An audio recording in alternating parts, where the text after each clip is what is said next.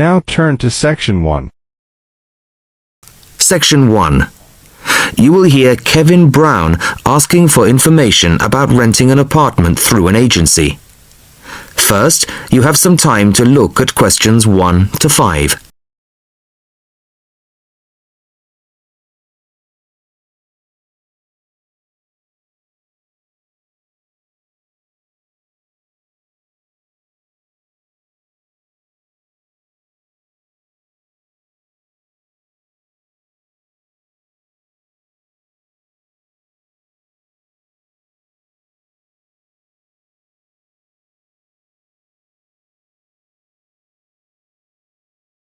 Now the test will begin. You should answer the questions as you listen, as you will not hear the recording a second time. Listen carefully to the first part of the conversation and answer questions 1 to 5. Good afternoon. How can I help you? Hello, my name's Kevin Brown. I saw your advertisement in today's local paper, apartments to let in all areas of the city. Yes, Mr. Brown. We currently have several properties available. What part of the city were you thinking of? Well, city centre ideally. Okay. And what price range are you interested in? I don't really know. What have you got? Well, prices start at £400 a month, going up to £1,000 a month. Okay. And what's the difference? What does the price depend on?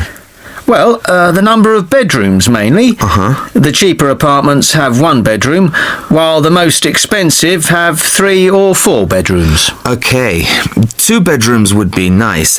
So I'll say 2 bedrooms up to $600 a month. Mm-hmm. Do you have anything like that? Right, sir. We have... just give me a moment, please. We have 2 properties that might interest you. One is in North Street. It's a very nice apartment, but it's £750 a month. But that includes a private parking space. $750. That's a bit higher than I'd like to go, really. Do you have anything less expensive? Yes. We have another one at £625 a month. 625? Mm-hmm. All right, that sounds interesting. Where is it? It's in Cornell Road, number 12B. I don't know that. How do you spell it? It's Cornell. It's near the park. I've never heard of it, but I'm sure I'll be able to find it on a map. Before you hear the rest of the conversation, you have some time to look at questions 6 to 10.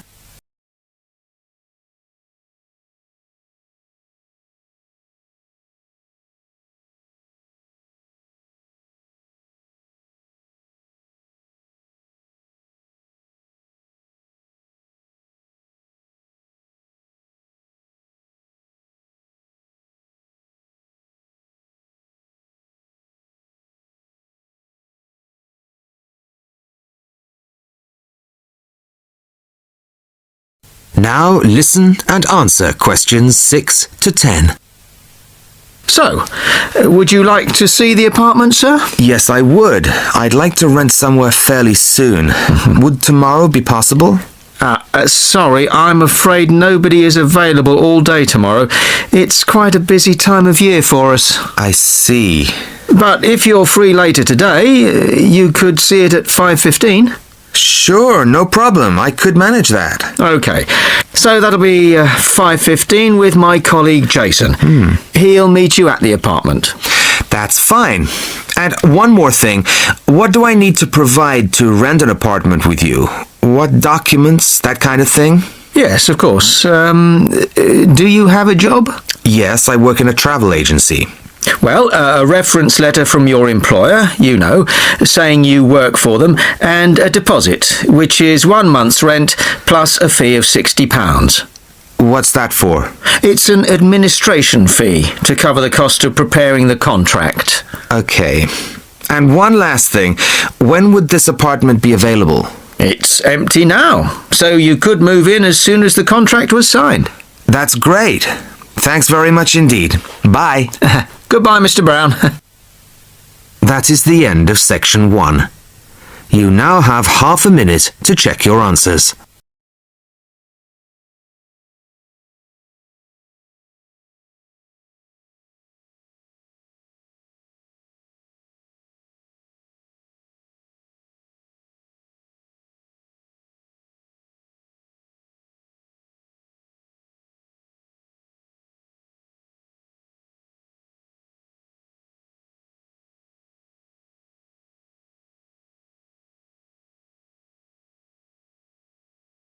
Now turns to Part 2. Part 2. You are going to hear the President of Australia Retailers Association give his welcome address at a convention.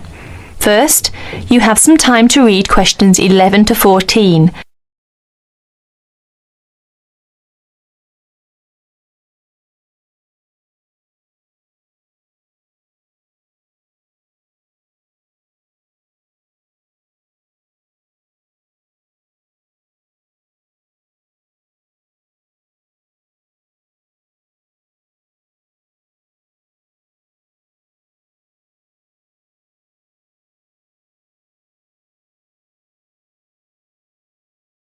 As you listen to the first part of the talk, answer questions 11 to 14. Could I have your attention for a few minutes, please? Allow me to introduce myself. My name is Norman Flagstaff, President of Australia Retailers Association. On behalf of the organising committee for our 3rd annual Retailers Convention, I'd like to welcome you all, some of whom come afar as Brisbane and Melbourne to this wonderful convention centre in our fair capital, Canberra, and hope you make most of your stay. We have been very lucky with the weather, and I sincerely hope that it keeps up for the rest of the week, and maybe even the following. No, I'm sure we won't be that lucky. I'm pleased to announce that we have received a record number of registrations for this year's week-long convention. For the first 5 days, we will be hosting more than 250 participants for the lecturers and workshops, and hopefully up to 300 will be coming for the following 2 days of commercial demonstrations. Another first is we have a record number of speakers, up from 20 last year to 25 this year, as well as having 3 guest speakers from abroad who I'm sure will provide us with a great deal of information of how business is conducted in Britain, and also, I think it's the United States, is it? No, sorry, Canada. You'll note that we will be able to offer other overseas speakers in the next few years from different countries. Now you have a chance to read questions 15 to 20.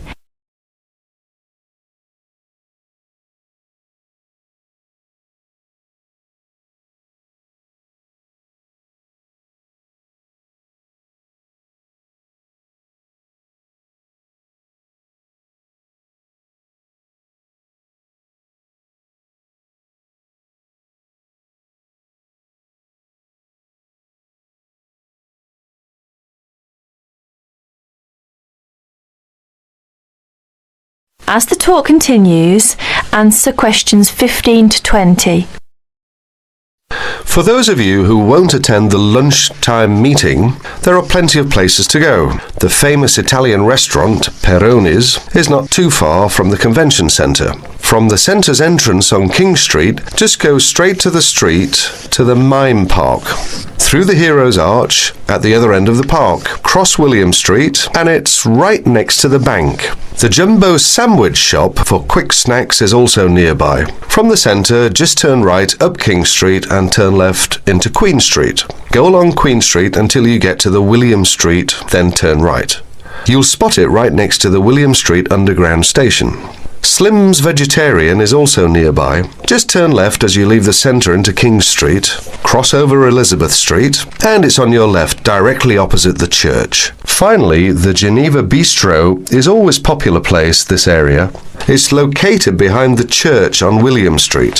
Please make sure you're back on time though. We don't want to finish too late. On the second part of the day, I'm afraid we will make a few amendments to the programme. It's important to note that the afternoon session will begin at 2:30 p.m. and will be finished at the time indicated on your programme. There have also been a couple of venue changes. The first being the talk on marketing by Jane Howard, which one now will be held in the green room on the second floor.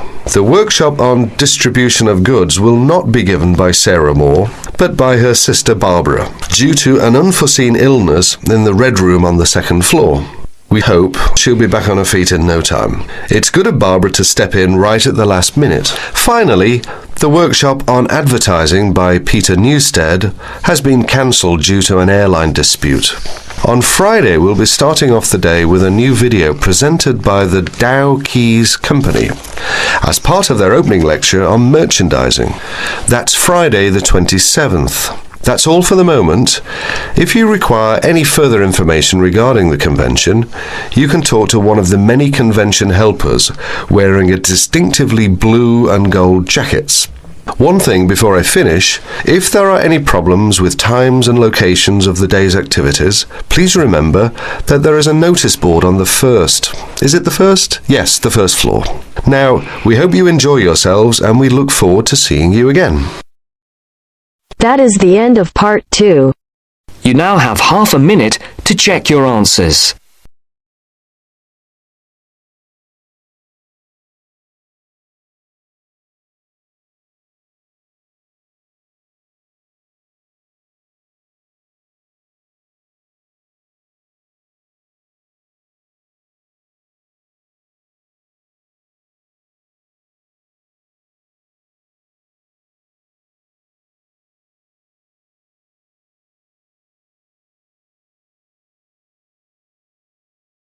Now turn to Section 3. Section 3. You will hear a trainee teacher called Eve talking to her university tutor about her preparations for teaching practice. Before you listen, you have some time to look at questions 21 to 25.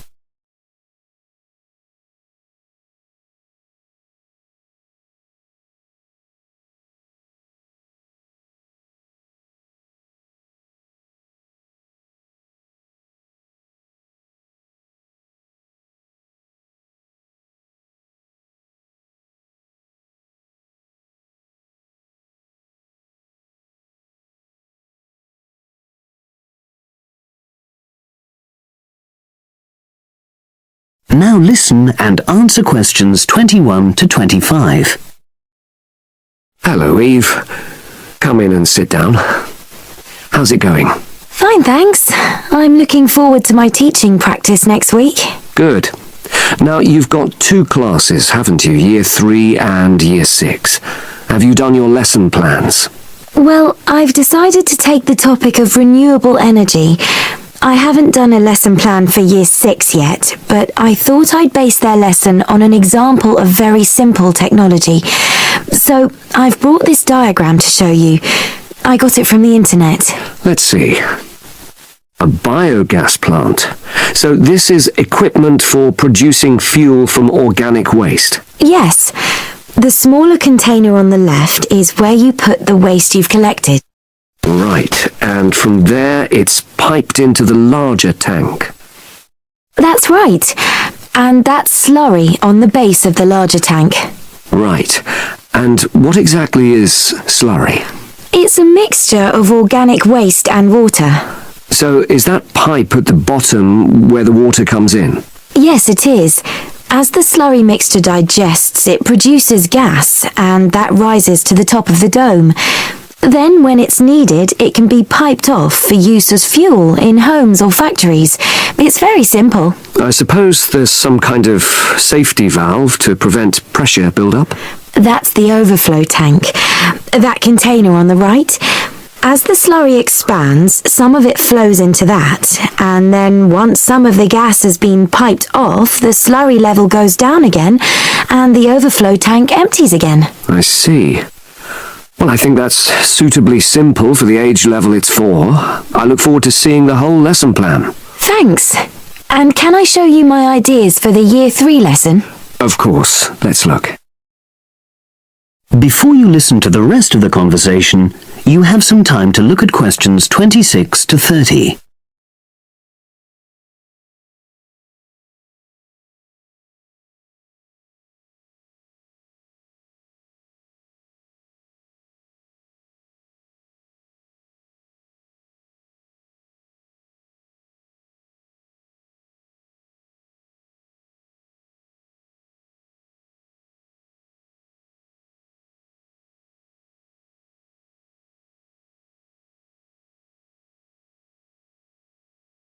Now listen and answer questions 26 to 30.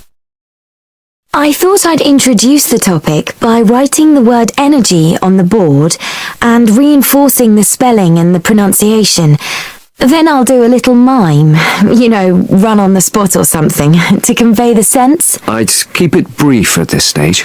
Yes, I will. Then I'll wipe the word off and write the question, where does energy come from?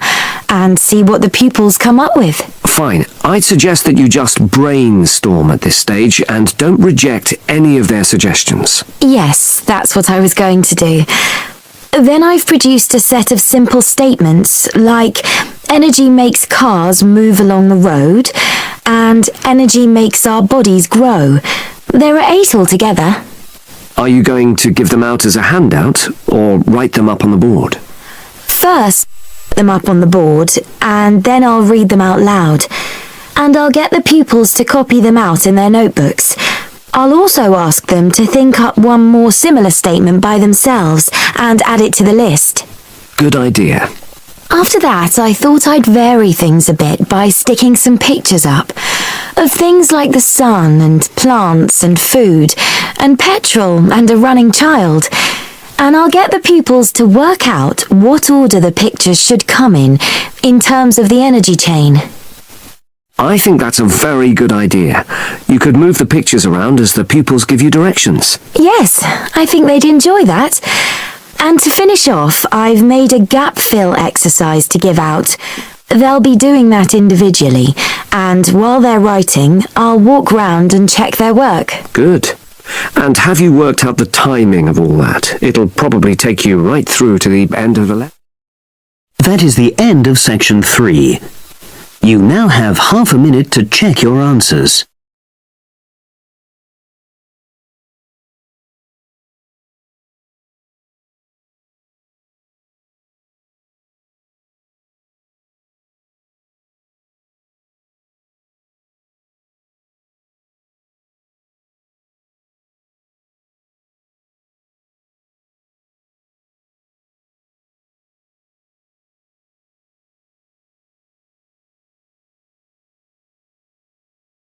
Now turn to section 4.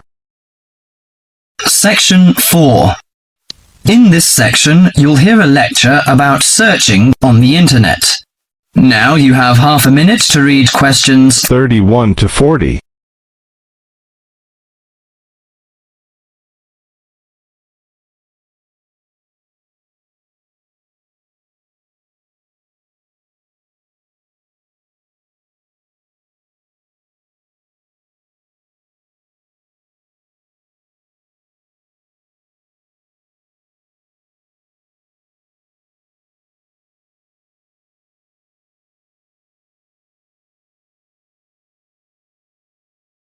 Now listen carefully and answer questions 31 to 40.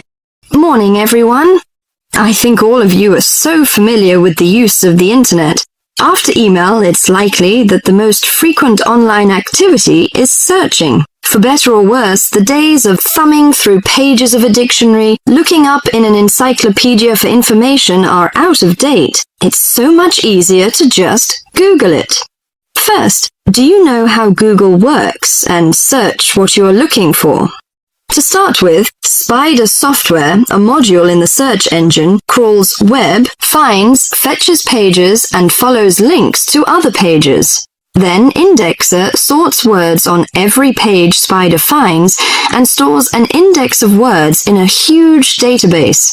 For example, when you submit a query as Mount Everest, the search engine checks index and gets each page that contains Mount Everest. It stores pages using PageBank and decides which are likely to be most valuable. Usually the most relevant pages are returned first. You can see that Google is not the only search utility in town, but it comes with such a formidable collection of tools to focus your search on that it is the engine of choice for many of us. The trick to efficient Google searches is mastering its tools to get what you want faster and more easily. Following are 9 tricks to do just that. At first, you should know how to find similar terms. You thought the tilde character served no useful purpose, didn't you? But when you insert the tilde in front of a search term, Google will retrieve sources matching the word as well as synonyms. Do not leave a space between the tilde and the search term. Then, do you know how to exclude terms? It's also as important a trick as finding terms. Sometimes a keyword will come up with items totally unrelated to the subject you're interested in. For example, when you research plasma in the cosmos, you would type in the word plasma and be forced to wade through plenty of sites referring to plasma televisions. The fastest way to solve this is to use the exclude function, the hyphen. Type plasma-tv, that is PLASMA-TV, and you will eliminate many irrelevant sites. Are you usually made fun of by friends about your poor memory? Don't worry, they exaggerate. Sometimes you need to look up a quotation for which you can't recall all the words. No problem. Use asterisks to stand in for missing words. Sometimes when you translate or compose essays, you need to know the synonyms at a large scale. Of course, Webster Dictionary helps you efficiently, but you can now get definitions in a flash by typing define and your search word. You'll come up with definitions, synonyms, and links for further information. Now, how to find lost pages. A wonderful feature of Google search is the cache option. In virtually all search results, you'll see a link to cached versions of pages you're looking for.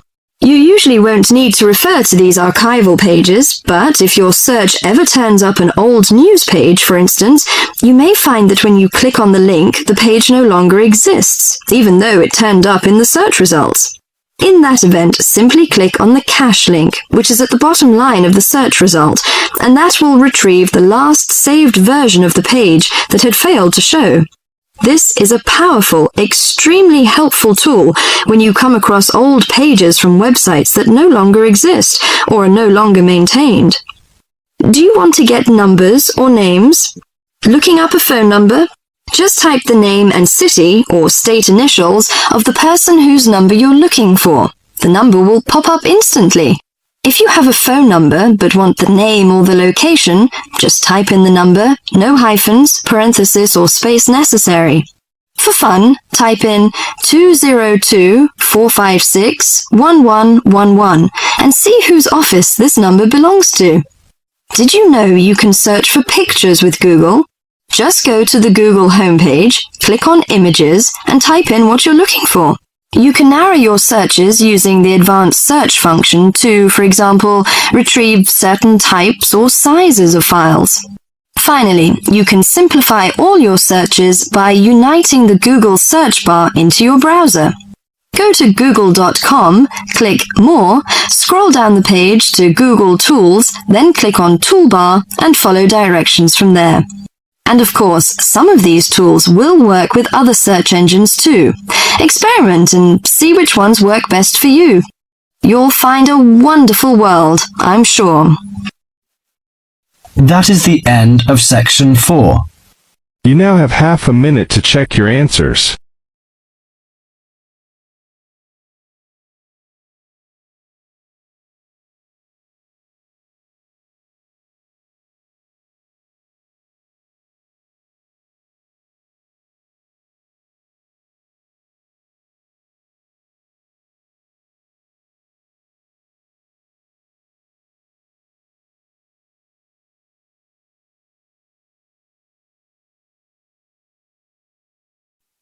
Give